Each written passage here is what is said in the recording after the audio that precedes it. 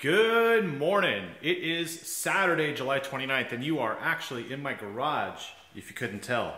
And behind me is a whiteboard because I saw something this morning, probably with the rest of you who are already online, and noticed something about the Tesla Model 3 reveal. So, if you didn't know, Tesla revealed the Model 3 last night. However, there were some glaring issues about that event that I want to bring to your attention. So if you're a Tesla fanboy, go ahead and dislike this video and leave. Thank you very much. And if you are an electric vehicle connoisseur or maybe a buyer, then you'll want to pay attention to this because I noticed some important stuff that you should be aware of. So here we go to the whiteboard. And first things first, Tesla has two different versions of the Model 3. They have a 210-mile version and a 320-mile version. This one starts at 35 grand. This one starts at 44 grand, which leaves a $9,000 difference between them. What do you get for that 9 grand? Well, it's obvious, isn't it? You get 90 miles of range for 9 grand. Let's do the math on that real quick. That is $100 per mile. Is that worth it to you? Well, we're going to find out because actually the first version of the Model 3 that's released is this one here. So we're going to find out, number one, if it can achieve that range, but number two, is it worth it? That's interesting, isn't it? Because overall, there's some more stuff that I found. More stuff? More better stuff? Check this out. Number one, they shot it at night. That's terrible because firstly, if you're buying a car, you never want to do it at night. And that's because you won't notice panel gaps, you won't notice imperfections in the paint, you won't notice orange peel, you won't notice mismatched body panels. It looks a lot like this when you're buying a car at night. Ready? Oh yeah, that's fantastic. I can see everything now. So it's kind of weird that they would shoot that at night when, you know, Ford, Mercedes, they'll actually do reveals in gigantic halls, assembly areas, and they'll have these crews that do nothing but wipe down cars, make sure they're clean, make sure they're photo finish ready. And well, what Tesla did last night was basically they had a crowd, which I guess was majority of employees, and then social media bloggers. But they never really had any journalists there. And even though they shot it at night, and we know that the cameras didn't pick everything up, there is one second thing that I should mention.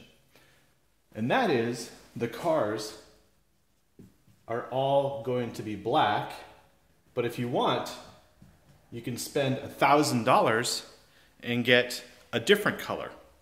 So let's talk about that for a second. Black, like this one here, this is a brilliant black Audi A6. The reason why you would get black is because you don't have to blend the body panels. So in this case, if you get into a car accident, the car would be cheaper to insure because they do not have to blend the fender or the hood or anything to repair the vehicle. They just basically put a new panel on, paint it black, and you're on your way. So when Tesla says the default color will be black, what that means is they are not going to worry about matching body panel colors, which means the hood and the fender and the bumper and the door handle and the mirror molding, all of that stuff, if you want it in a different color, they're going to charge you $1,000 to make sure it all matches. Hopefully it matches, right? But that's interesting. Black is base, which means that immediately when someone sees you roll up in a Tesla Model 3 black, they know you're a cheapskate because you didn't pay $1,000 for the better color. But let's move on, right? Number 3, bloggers. So bloggers are obviously not very experienced in all the little nuances of vehicles. They may be car people, some of them may be very good at that, but at the same time, they haven't driven enough. Like for me, I've driven 200 cars in the past year and a half. So when I get in a vehicle, I know what I'm looking at and I know what to look for. I try and get things done without looking at the manual and only resort to that if I have questions, yada, yada, yada. I also do not regurgitate a press release for you, right? So in this case, when you look at some of these bloggers, it's almost like they have done nothing but sign an NDA, give away their creativity, and then regurgitate what Tesla wanted them to say. So it is a little difficult to get past all those videos that these bloggers have put out because they're pretty much all the same. And that's the question I have. Where are the journalists at this event? Where were they? Well, I know I didn't get an invitation, nor would I have accepted it because it's California and I'm in Texas. You bring it to me.